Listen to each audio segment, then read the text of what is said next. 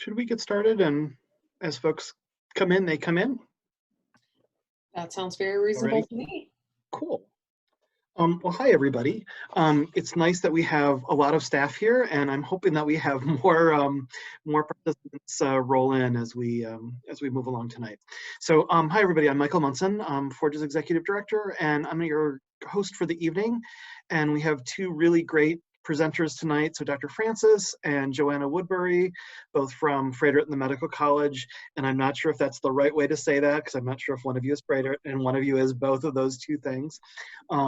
So that's always my trip up. So, but welcome to our quiet and intimate little gathering tonight. So I just wanted to do a couple of reminders for folks and make sure that everybody can find their way around Zoom, and then we'll get cruising. So there's a couple of ways that folks can interact tonight. Right now, everybody's on basically mute and no video. And so if you'd like to ask a question, when that's the purpose of tonight, is to ask questions, you can either raise your hand, and let's practice doing that if we can. Can folks find the raise hand button? Usually it's at the bottom of your screen. And how about raising your hand? Excellent. Look at all of you smart people. Excellent. Way cool. Perfect. So we probably know the drill by now because we've been doing Zoom, right, for a lot of events. So that's really cool. So why don't we also find the second way that you can interact, which is through the chat box. So how about typing in one word about your mood?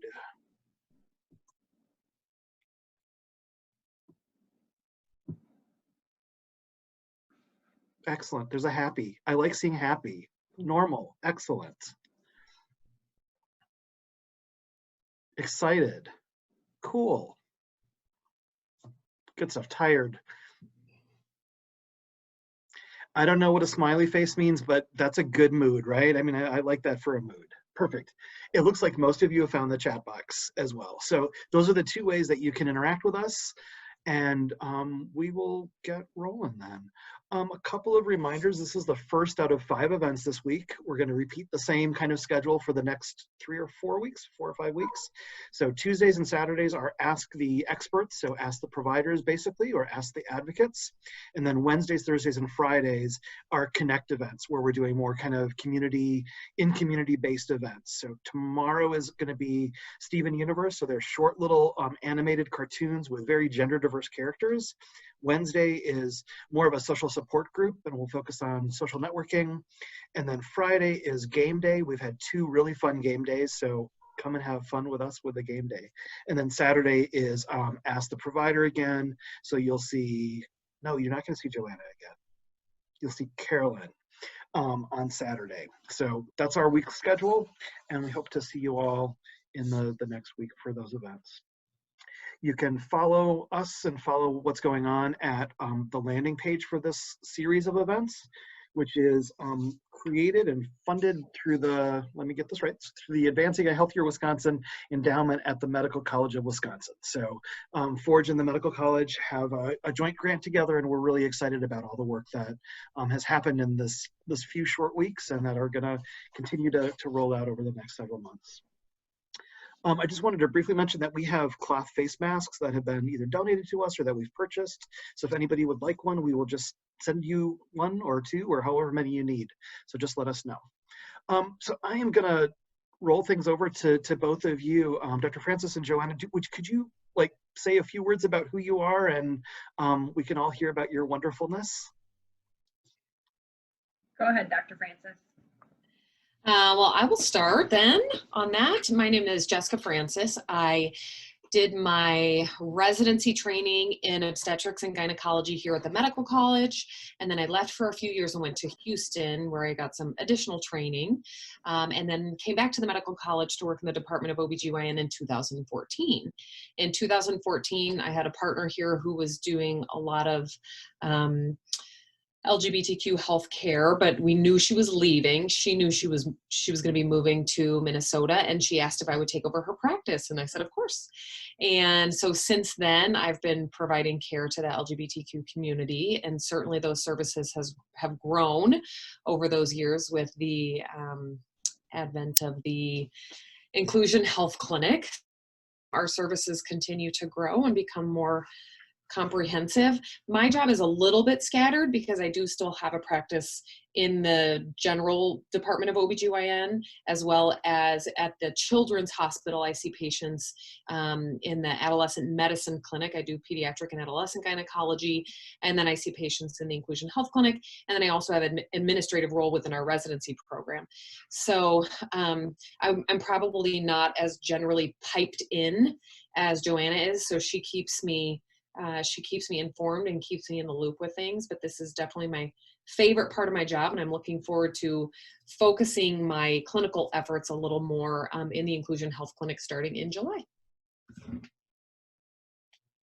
My name is Joanna Woodbury, and I direct social services for Inclusion Health Clinic, and as well as direct programming for our HIV care and prevention program. I am a social worker, so I provide social service support in Inclusion Clinic directly. I have been with the medical college for about 10 years and have the privilege of overseeing a lot of programmatic work that we do as part of Inclusion Clinic. So kind of part social work and then part kind of making sure that we get programs like the one that we're doing tonight up and running. So I also have a little bit of a fractured position, which makes it fun because it puts us in a position to do exciting new things that otherwise we might miss out on. Excellent. Thank you for the intros, which were much better than I could have done from reading your bios. So I appreciate that. So tonight we were going to focus on kind of this whole concept of what we've been hearing a lot about, kind of no need to wait. So hormones as an essential part of medicine for trans folks, and some of the challenges that people have been having with either not being able to get their scripts refilled or having some hoops to jump through that are even more hoops than what they were traditionally having. So that is our kind of basic framework for the night. We'd welcome any kind of question in that framework, or if we stray from that, that is totally cool as well. So I'd like to ask if folks have questions. Again, you can raise your hand and we'll unmute you, or you can type in the chat box. And I'll just give folks a couple seconds and see if things come in. Otherwise, I've got 2 questions that have come in ahead of time. Why don't we start with one of the ones that came in ahead of time, just to get things rolling a little bit. And so this was a really generalized question about, somebody wrote and said that there was a fair number of trans people that are telling their trans clients, this person, that providers are not refilling their hormones or their scripts. And they're not doing it unless they get unless they have an in-person visit with their provider or get lab work done. So their hormones are being held up by either an in-person visit or lab work, and their providers are saying you can't come in for an in-person visit and you can't come in for lab work, so no script. So what kinds of things can be done about that? What would you tell those people? So I'm coming to tonight as an advocate. We kind of started this conversation about a week ago, and I got super fired up about that exact issue because it doesn't need to happen and it's dangerous and not okay. So from an advocate standpoint, there's some steps that I would take, but I think maybe we want to hear from a prescriber first about, from a prescriber's perspective, what your response is to that. And then I'd like to talk about how we can advocate for ourselves and how we on this call can help advocate with you. So I'll say, as a prescriber, this is very naive of me, but it did not even occur to me that this was an issue. So when Joanna said this to me, I was really shocked, because I'll tell you, quite frankly, the vast majority of the time that somebody comes to me for an in-person visit to initiate hormones, I do not do an exam. I don't see a compelling reason for that, because typically people are not coming to me for a medical issue. They're coming to me to initiate hormones. So rarely is there a need from my standpoint to do an exam. So for me, the need to have an in-person exam or an in-person visit stems from the need to have an exam, which I don't typically make people, experience anyway, especially the first time we meet. So that was a little bit of a disconnect for me. The within our system, some of the guidelines have been that it's important to have a video visit for a first visit. A video visit is considered to be a little bit more personal than a phone visit, just in order for us to connect for a first time visit. But still, we're not letting that be a barrier to make sure patients are getting what they need. It's desirable, but obviously there's issues with technology. Sometimes there's issues with the connectivity, and we just have to proceed. I had to do that yesterday for 2 patients. We were just really struggling with connectivity. And so we called on the phone and we said, okay, we just need to move on. I don't want to waste your time. So I do not think that it is reasonable to withhold care for patients during this time. I am perfectly comfortable prescribing hormones during this time to new patients. I think the most important thing is that we have the same conversation over a video chat or over a telephone chat that we would have in person. And that includes certainly obtaining a history, talking about goals, talking about support, talking about the patient's network and their resources, certainly their mental health care. We don't require that somebody has a letter from a mental health care provider, but I do still encourage patients to have a relationship with a mental health care provider, just because typically they tend to be a little bit easier to access than me, again, because my position is relatively fractured, and I want to make sure that they have someone they can reach essentially at a moment's notice if they need someone.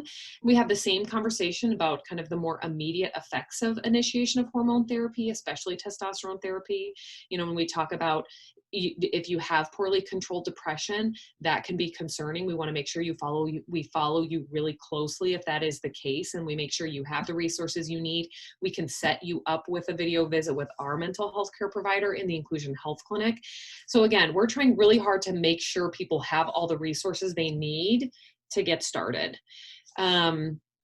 Certainly there's a lot of ways that coronavirus has provided a lot of barriers for healthcare, but we are able to send all the prescriptions, kind of virtually through our computer system and through our electronic medical record. So that's not it. We're not faxing prescriptions anymore, things like that. There are labs that are open. Not every lab is open, but there are labs that are open. And we are definitely being more flexible during this time in terms of saying, okay, if you're a young, healthy person, you've received healthcare in another system, I can see you have some baseline labs, you have no chronic medical conditions. I'm not going to make you get baseline labs to start your hormones. These are interesting times, and we need to be creative about solutions. So what I'm doing with most patients is saying, okay, let's go ahead and initiate hormones and then schedule an in-person visit over the summer when I am, fingers crossed, anticipating we'll be able to see patients again. So making sure that we get started, we meet the patient's needs right now, we provide them with the resources they need to be successful, and we have follow-up set up. So Can I follow up? Can I do a follow up before you go, Joanna? Because I think that there's a couple of different things. 2 things. One is that we're hearing that it's not just new patients, not just newly starting on hormones, but continuation, of an existing hormone script. And the second thing is, and both of you I think can address this, is that not everybody is seeing cool providers like you all, right? So we're hearing from folks that are not having the experience that they would have with you. So then, Joanna may be the person that can strategize some of those things. But Dr. Francis, are you willing to talk about, I think the answer is going to be the same as what you just shared, but for folks that are already on hormones, same deal, right? Absolutely. I think it's actually just as important. I don't want to say more important, but just as important for people to maintain their hormone therapy as it is to initiate. I think it's a huge setback for people to have been on hormones and now not be able to access them. And certainly we run into issues all the time where somebody says, hey, my pharmacy's been trying to get a hold of you to get a refill. Nobody's getting back to them. Sometimes it's just because they're backlogged. Sometimes it's because the pharmacy is sending the prescriptions to my children's hospital clinic instead of this clinic. And certainly things get lost in translation, but if our patients keep us in the loop and say, hey, I'm trying to get a refill, what's going on over there? We try really hard to be as efficient as we can, making sure people are getting their refills. In my opinion, this whole pandemic should have no bearing on you continuing to get your refills. Because again, if I'm concerned about levels or past levels, or I'm saying I'm feeling nervous about increasing the dose because of your last level, okay, in that instance, let's get a lab, and we can provide you with resources of labs that are open in our area, labs that are not in the main hospital if you're not comfortable coming to the main hospital. There's absolutely no reason someone should have to stop therapy. I think that that's critical for, just kind of helping people maintain the progress that they're making and not struggling with worsening dysphoria with a kind of a gap in their care.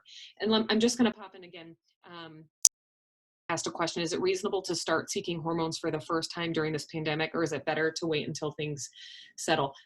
I don't think that there's a compelling reason to wait till things settle. And if you're someone who has been, on the fence or considering starting hormones and just not even sure if the timing is right, it is always reasonable to just set up a consultation just to have that conversation about expectations and timing and what we expect to happen right away, what we expect to take, several months to happen. And so even if you're not even certain, yes, today is the day, I am ready, I want hormones, you can at least start that conversation. But I have started several people on hormones during this pandemic. And I think if you are at that point in your transition and you're ready, you shouldn't have to wait. Most people have waited long enough in our system. And I think if you feel like it's time to move forward, then it's time to move forward. Perfect. Joanna, I didn't mean to cut you off. No, you were going the same place I was going. So absolutely, we are not the end all be all, nor do we want to be. So if you're with a provider that is the right provider for you, but isn't able to do what you need for them to do right now, so this is the rule breaker in me, but there are ways to work the system so that you can get what you need now, and then when all of this is over and we are back to whatever the new status quo is in healthcare, you can return to that provider. So there's a couple ways that I would do this. I would either consider transferring my care to somebody who will keep me on the raft, and then when all of this settles down, returning to the provider that I chose initially and want to return to.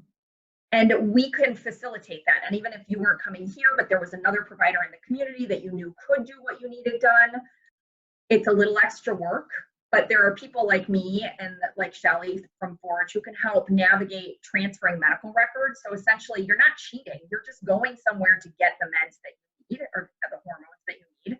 And then when it's over, if you want to return to the provider that you were with prior to all of this, then you transfer those medical records back. So that provider is aware, hey, I was able to continue doing this and I did this, under the guidance of a provider, and here's what happened, and here are the labs that I had done. And honestly, not that this is necessarily the outcome that's going to happen, but you hope that that person thinks, somebody else pulled this off, and why didn't I make this work? So that would be one step that we could absolutely take and help coordinate. There are other providers that I know of around the city, not a lot, because when I found out about this, I got really upset and started digging.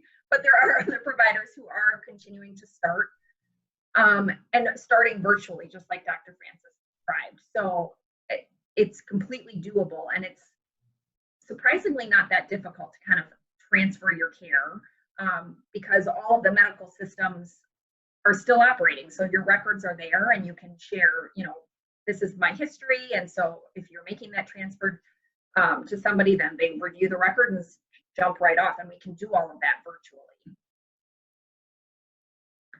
Excellent. Can I ask one question before we move on to Trey, who had a hand up? So the question that I would have is, are providers in the inclusion clinic still taking new clients? Is it possible to transfer? Yes. So absolutely. I'm helping coordinate that. It can be a little bit slower in scheduling right now because of how our scheduling is going. Because it's virtually, you have to get the special spot to get scheduled into. But I'm working with our front desk. People can call me directly. People can call our front desk directly. If it's not soon enough for you, I sit in a room that's not very far from many of our inclusion providers, all of whom are really committed to making sure that this continues for you. So if you wanted to be in inclusion clinic, we'd find a way to make sure that you had that visit. And walking people through the process of signing up through something called My Chart so that you can have that visual visit, which really is if you have a preference, often more comfortable just so you can have that contact, that one-on-one contact. But like excuse me, like Dr. Francis said, we're doing them without video visits too if it's stressful, because some people it's really uncomfortable to have a video conversation. Candidly, I don't love it. I don't know that I'd want that. I would probably prefer a phone call. And sometimes it's just really difficult with technology to make that possible. And that's not a limiting factor. We will still get you in and help you access. Perfect. Thank you. So let me unmute Trey, who had a question. Hello. All right. Good to go, Trey. Good evening, everybody. I had some questions about inclusions specifically because I was wondering how I would go. I mean, I've been going to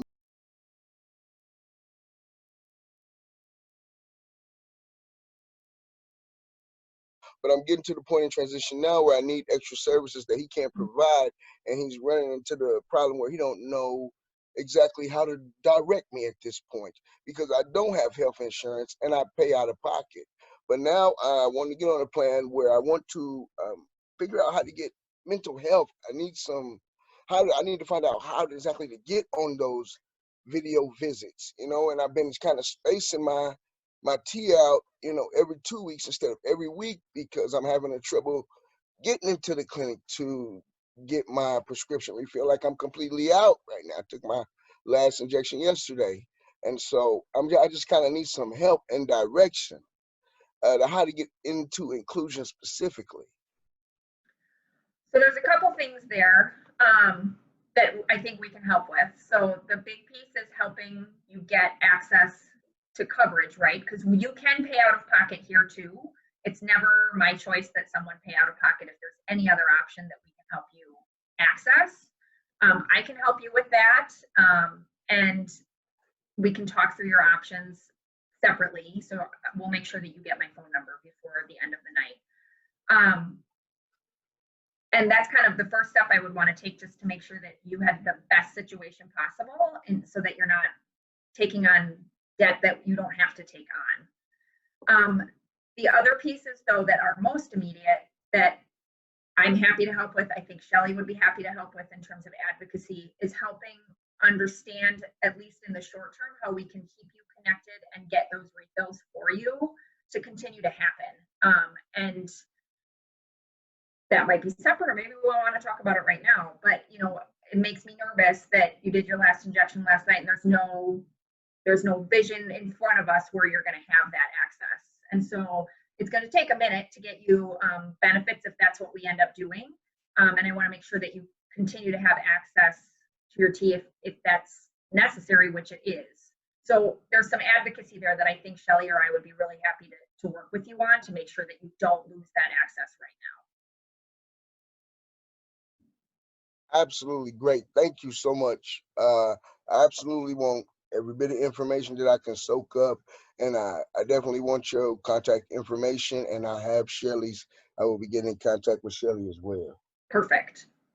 Shelley and I work well together, so we'll tag team it. Absolutely. We'll get you what you need. Cool. Great. Thanks. And Trey and everybody else, Shelley has put in both their contact information and the Inclusion Clinic's phone number. And if there's anything else, Joanna or Dr. Francis, that you want to add in for contact information, that's probably a good place to stick it.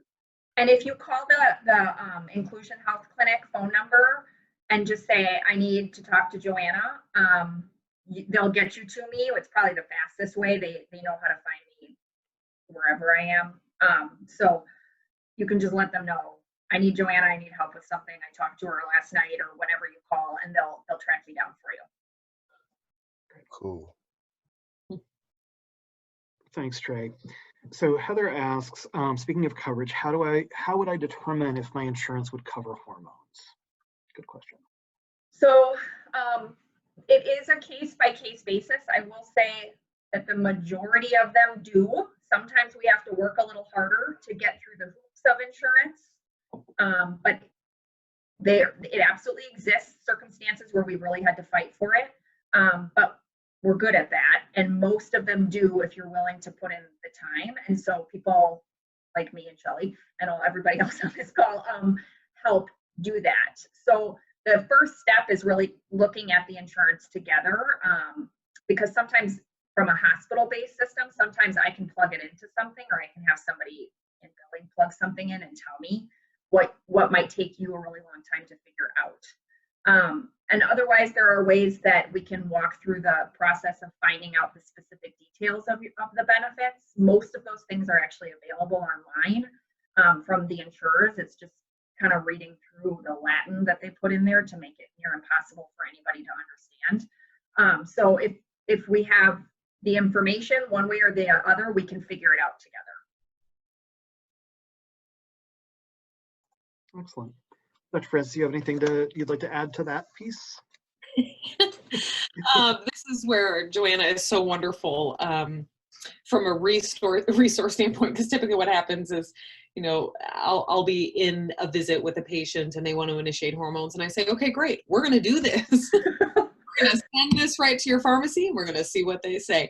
And so that's when most of the time we get lucky. I send the prescriptions to the pharmacy, they get covered, and then sometimes it'll just come back to me and say, okay, we need a prior authorization, or we need documentation of the medical necessity, things like that. So sometimes it's a very easy kind of next step, and I'm just anxious to get the ball rolling on that process.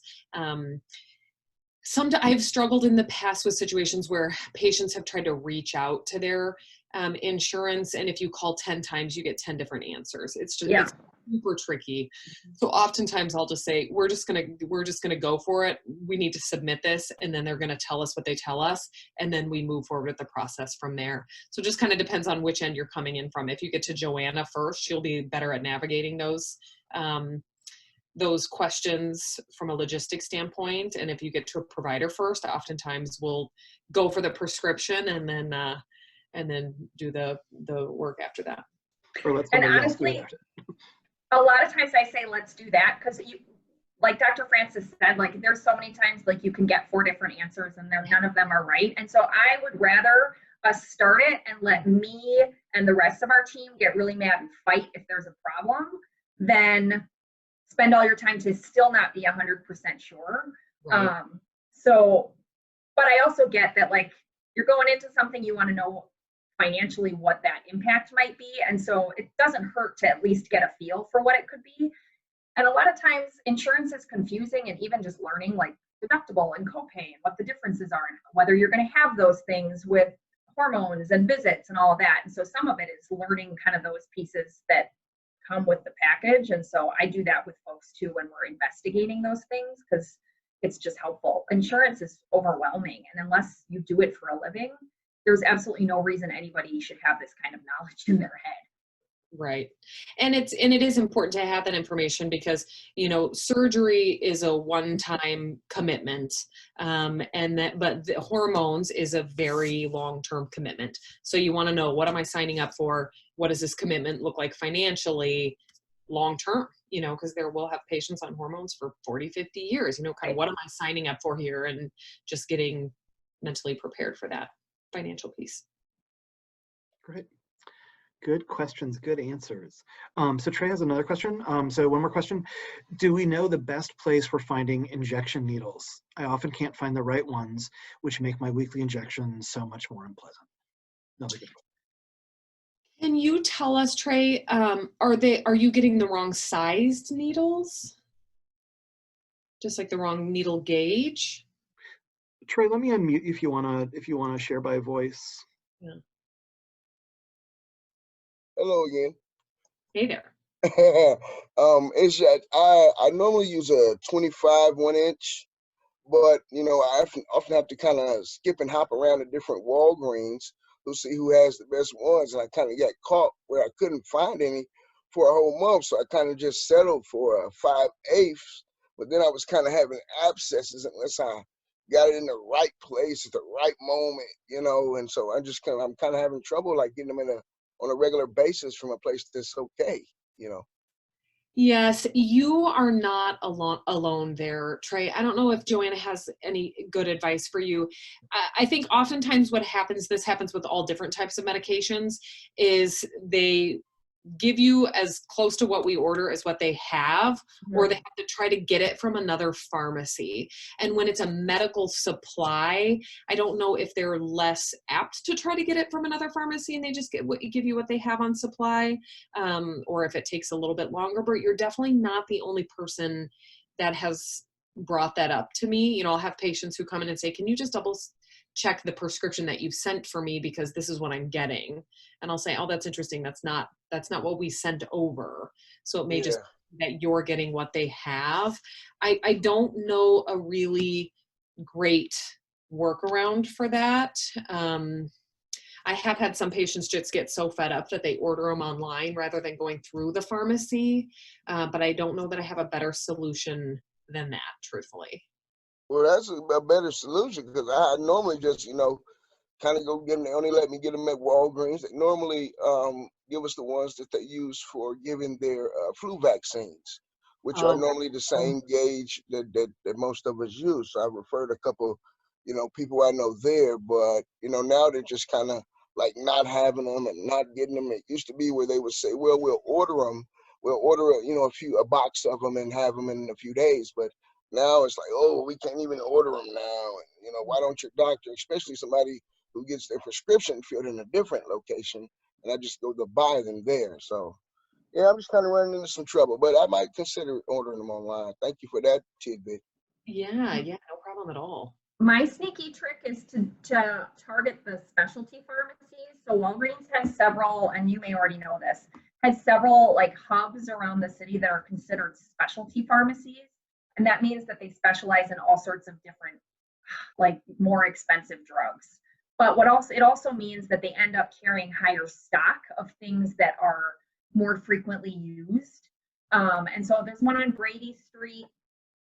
There's a couple that I can see but are not coming out of my mouth at the moment, that may be a better shot. The other trick is trying to get them from from hospital pharmacies, because sometimes we have stock for the same reasons, right? Because there's more drugs that go out of the place, and so they keep more things on stock. But that is hard when you're just coming in to buy needles. I think I agree, it would maybe more worth it at that point to go online. But if you're shopping around at Walgreens, I would absolutely try the specialty ones. Absolutely. Yeah, I'm aware that one down on Brady is a hub. They normally tell me to check down there for most things. So, yeah, thank you. This is so informational. I appreciate this. There's also one on Plankington by the old Grand Avenue Mall. And I don't think they're as busy as they could be. So they may have things there that others don't. Okay. I'd like to offer 2 additional suggestions that may be useful. One of the things that we found with trans guys in particular is that when a doctor writes no substitution, kind of like you would on a medicine, like for not having generics, no substitutions for the needle size will sometimes result in the pharmacy actually ordering the right size instead of just saying, oh, have whatever is there. And then, some of the other pharmacies, in addition to like the Walgreens specialty ones, are like some of the compounding pharmacies oftentimes have larger gauge needles, as well as I'm always blacking on the name, the Women's International Pharmacy in Madison. Is that what it's called? Oh. They are a compounding pharmacy, but they oftentimes have, I don't think I've ever heard of anyone not being able to get large size needles from them. So wow, that's just another option. Yeah, I would agree. The compounding, I've walked people over to the children's pharmacy actually, because they do compounds there, and there's stuff there that you would never even consider, like, because it's a children's, why would I go there for that? But that's really smart. So those are really great questions. What other questions do folks have?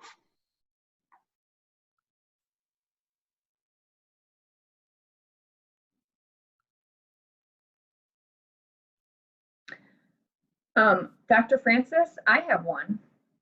I wonder if you would take a few minutes to talk about how you would counsel someone if they're not in a position to come in for medical care and are able to access hormones through non-medical systems. How could I do that most safely in terms of caring for myself? That's a really good question. So obviously our goal is that you never have to go outside of the medical system for that. Our goal is to make sure that you have every resource that you need to help yourself stay healthy and safe. If you were to be able to obtain hormones not through a medical system and not through the care of your physician, some important considerations, in my opinion, this is just my opinion, would be to make sure, like ideally you would be in a situation where you would be getting a sealed vial. So you know that you're getting what you think that you are getting. Ideally you'd be in a situation where you're getting something that would be considered to be single use and has not been used before. If you can get a multi-use, like hardly anybody can get a 10 ml vial anymore. If you could get one, that would be magical, but it's a lot less common that people are able to access those. So ideally a vial that is only to be used by you and has not already been used by somebody else.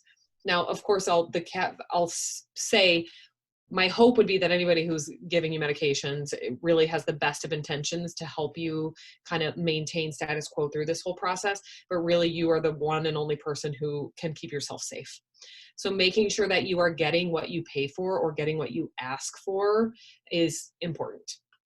The other thing would be when you are accessing supplies in terms of needles and syringes, that kind of stuff, that you are using your own needles. Again, there should never be a circumstance where you're sharing needles for any reason at all. And I recognize that's really easy to say, and maybe not always as easy to do. But again, you can get those types of supplies not through a hospital system. A lot of people get them through Amazon, other online places that are relatively inexpensive. So I'd very strongly advise that you make sure that you are using needles that are exclusively for you and have not previously been used. If you are not really familiar with the process of injecting or dosing, things like that. Oftentimes people are part of online communities. A lot of people know what typical standard dosing is even before they come to me. They know how much they're going to be injecting. They kind of know what's appropriate to start with, and that kind of stuff. So getting as much information as you can from kind of the lay media or your support groups, a place like Forge would be amazing to go to in terms of making sure that you have resources to stay safe in terms of dosing, and kind of starting at a reasonable place with that is important.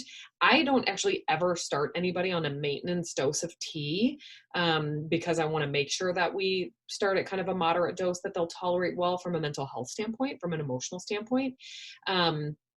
So just making sure that you're not giving yourself more right off the bat than would be medically recommended.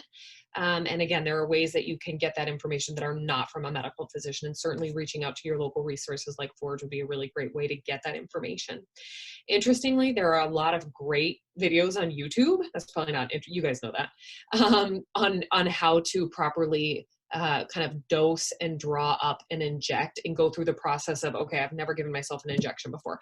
How do I use sterile technique to put my needle that I'm going to use to draw up into the vial, and then cap that needle, use the needle, put on the needle that I'm going to use to inject, give myself the injection, where, kind of what are my landmarks, things like that. So there are a lot of good YouTube resources for that. I've kind of scrolled through them and they really are quite good, quite accurate. So I think the most important thing is when you can't access someone in the medical community, to still make sure you are using your community to get as much information as you possibly can to stay safe and to stay connected. We don't want you to ever feel like you're alone, and truly you never have to be alone, because if you can't access one of us, you can still access your advocates through Forge and get a lot of information that way on how to stay safe. That was really great to hear. I'd like to ask another follow-up question to that, because I mean, that was one of the questions that I had on my little sticky note.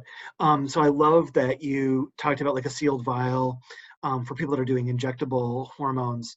Can you talk a little bit about folks that are using pills or other things that somebody says, oh, I have a couple that I can give you to know if you're getting what they say it is? Yeah.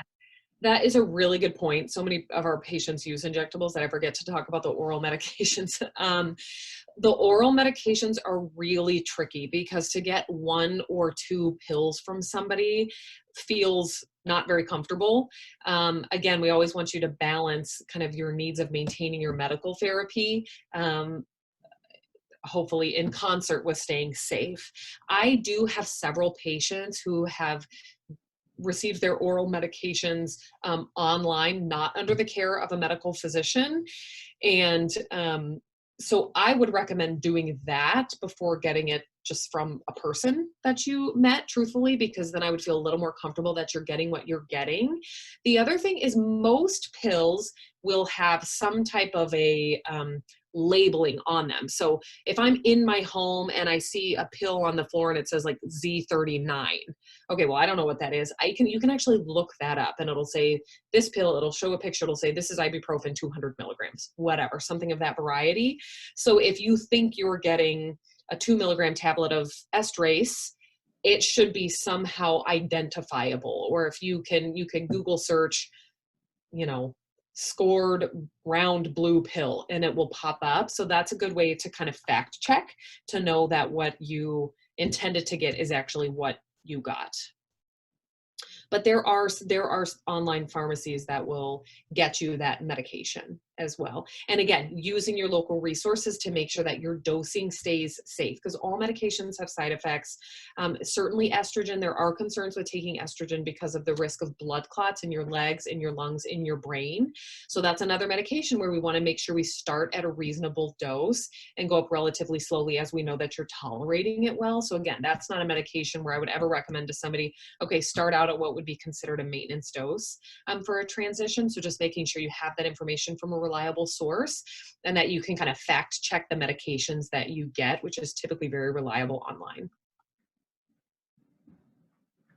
Really great answers. I'll just say, honestly, not too many people. I think it'd be highly unlikely that you would be getting some like a compounded medication or a patch, something like that, at a time like this from any sources. So most of what you get is probably going to be oral or injectable. But again, certainly if you were able to get a medication online or from a local friend or person, and it was, a compounded medication or a patch or something that wasn't labeled as well, take it into your local pharmacy and just say, I need to confirm that this is what this is, if you can't find that information online. Will they do that? Will a compounding pharmacy test a medication? Well, I don't know that they would be able to test it necessarily. But Okay. if they're, they would do the best they could in terms of saying, okay, based on what this is and what we sell, does it look similar? Is it, is the labeling similar? That kind of stuff. So I would like to hope that in a time like this, there aren't a lot of devious people out there who are trying really hard to,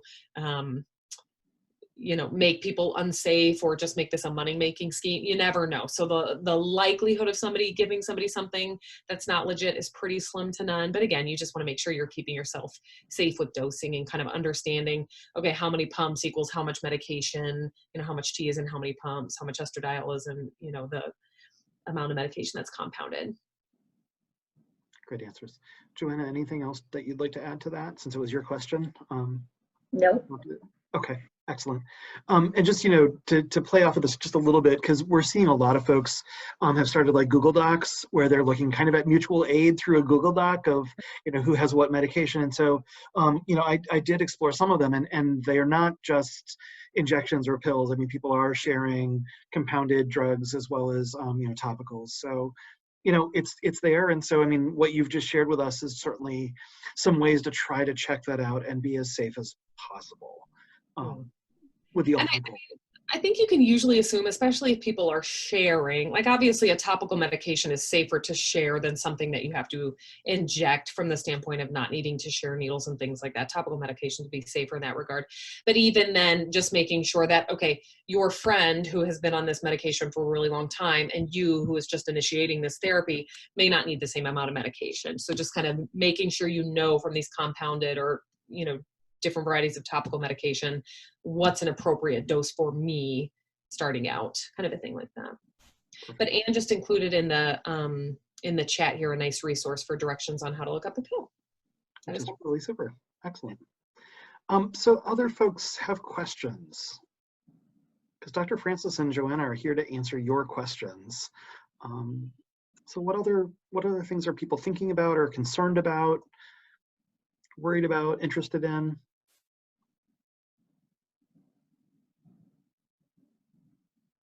I know you all know how to raise your hand because we did that in the beginning. So Trey has another question. So let me unmute you and there you go. Your friendly Trey Travis again. Don't mean to be asking a lot of questions, but I kind of never really get the opportunity to talk to somebody in you guys' field, and I really feel like I need a lot of help. So, but my question is, are physicians accepting new patients who are considering, top surgery and things like that at this time? Do you know? I've been calling around, and they were like, "Well, we'll call you back in 30 days, let you know if we even, setting up first visits." So I kind of got discouraged about that. So I kind of didn't know if you guys know any resources. Well, so some of the barrier there is that most surgeries have been put on hold across all hospital systems right now. And so I think what you're probably getting are people that are concerned about making a commitment for an appointment they won't be able to carry out. I will tell you that will change. It will happen. We just don't have a date on when it will. And so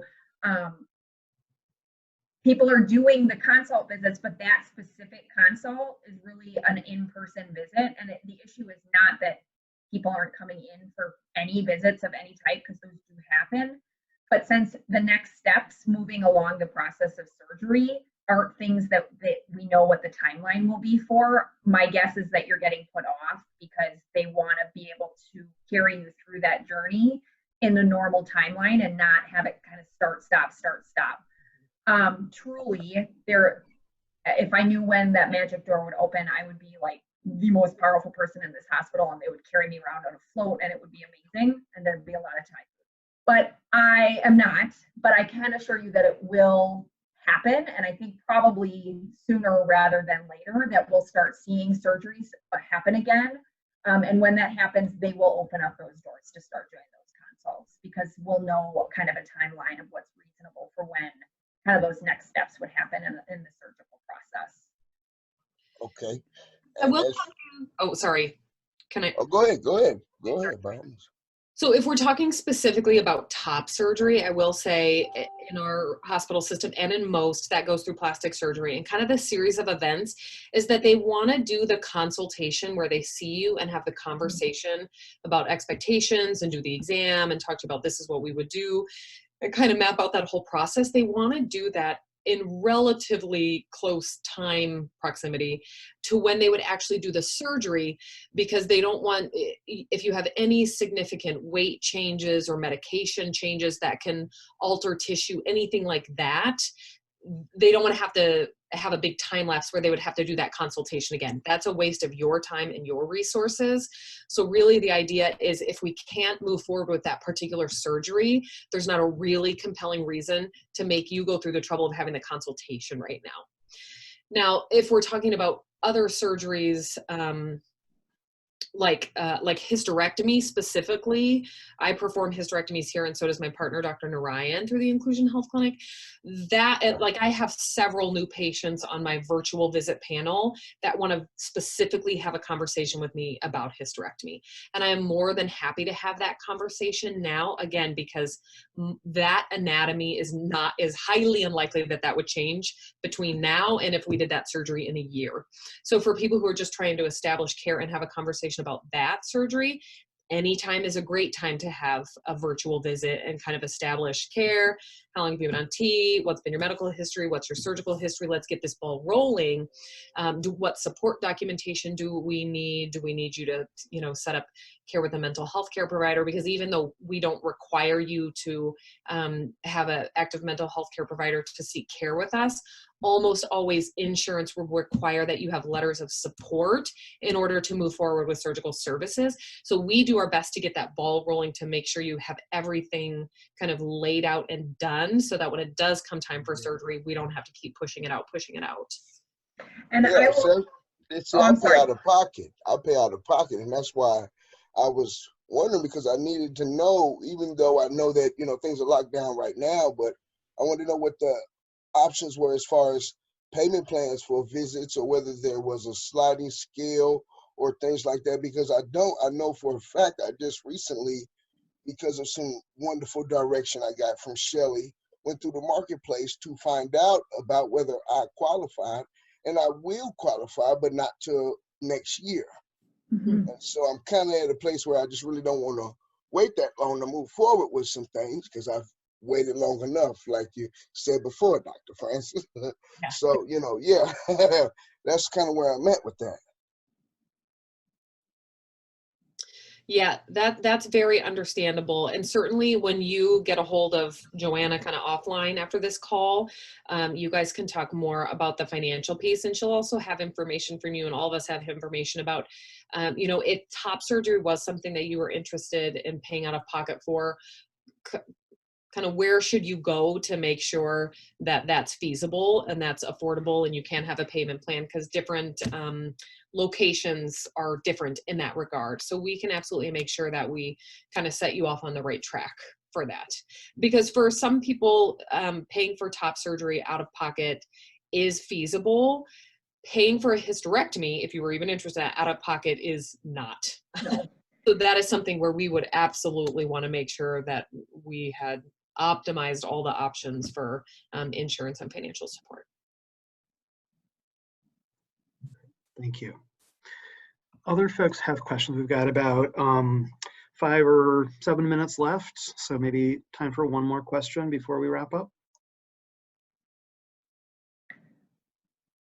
Dr. Francis, I had someone call me, I don't remember what day it is right now, but it was just a few days ago, and they are looking to start T, and we're going to be seeing you shortly, but they were concerned about whether that would put them at any different risk than anybody else for COVID, like if it would change their immune system, if it would put them in a position to be rethinking about starting, or if their risk would be any different.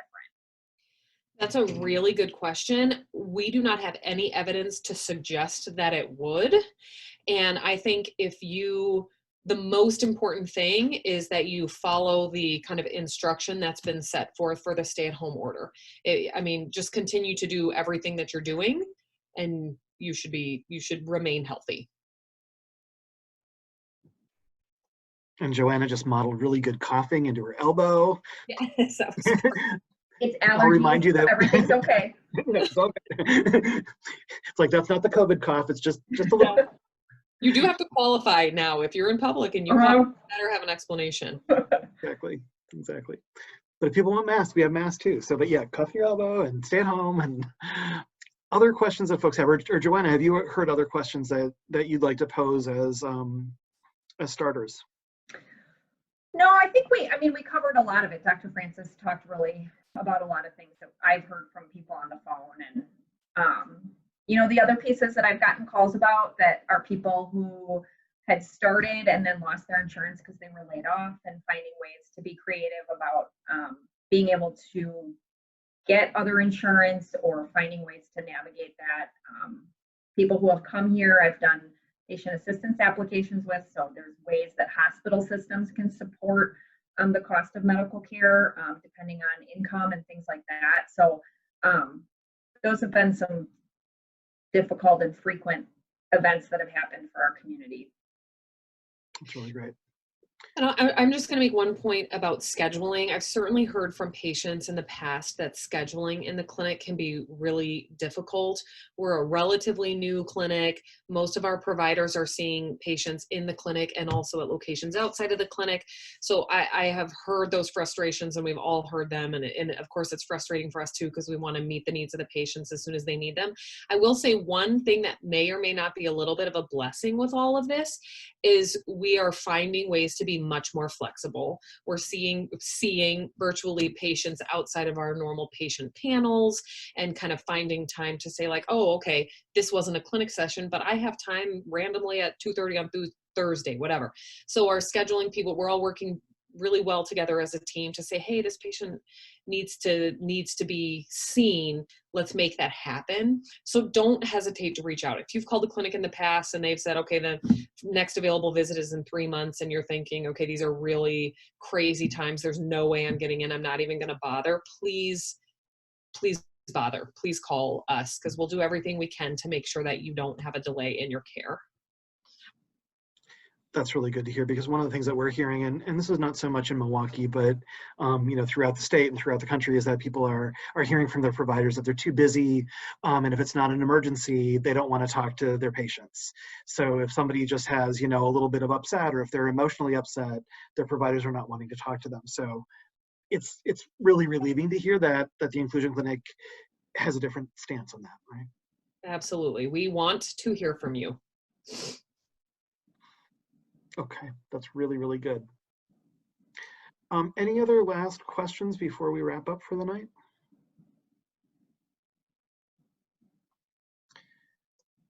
And I do see that there's some comments in the chat box with some resources and some pieces. We will capture those and we will put them either on the Facebook event page, or we'll put it on our websites as part of it. And we'll have this recording up in the next day or two as well, so that you can share it with your friends if you'd like to do that. So I am not seeing any hands or any other chat comments. I really want to thank both of you, Dr. Francis and Joanna, for being here tonight. And this is still a new venue for us. I think that we're still exploring this territory. So I appreciate you being still one of the early guinea pigs in this process. And we're successful, right? It was really a successful evening tonight. So thank you for being here and sharing your really creative knowledge and the hope of good patient care, good client care, which is, I think, just really relieving to hear people, have the opportunity to hear that, even if people are not going to choose to move their care to the inclusion clinic. And I want to thank everybody that's here for taking time tonight, for taking an hour out of your night, and hopefully it was an hour well spent. When we close out tonight, there's going to be a feedback survey. We really care about how your experience was tonight, so that we can adjust or shift as we need to and make other programming fit what you need, not what we need. So if you could take a minute, we'd appreciate it. Thanks, everybody. Thank you. Have a great night.